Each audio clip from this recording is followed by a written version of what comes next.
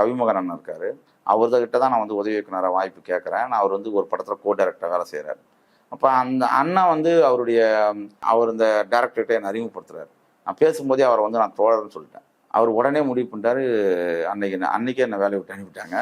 இது வந்து இவன் வந்து ஒரு கம்யூனிஸ்டானார். ஆமாம், இப்போ இவங்களெல்லாம் வச்சுக்கணும் வேலை செய்ய முடியாது. இவன் கெடுக்கிறதும் இல்லாமல் எல்லாரையும் வந்து இவன் பேசியே வந்து மூளைச்சலவை பண்ணுறானுவன், இவன் எல்லாரையும் கெடுக்க வச்சிருவான், அதனால இந்த மாதிரி ஆள் செட் ஆகாது அப்படின்னு சொல்லிட்டு எனக்கு அன்னைக்கே மூட்டை கட்டிட்டாங்க. இது மாதிரி நிறைய விஷயங்கள் இருக்கு. அடையாளத்தை மறைச்சிக்கலாம் அப்படின்லாம் அவங்கள இது பண்ணல. எனக்கு அதை மாதிரி இல்லை. நான் என்னுடைய அரசியல் தான். நான் என்கிட்ட இருக்கிற அரசியலை நீக்கிட்டா நான் வந்து ஒரு மிருகம் தானே. அப்போது நான் என்பது வந்து என்னுடைய அரசியல் தான்.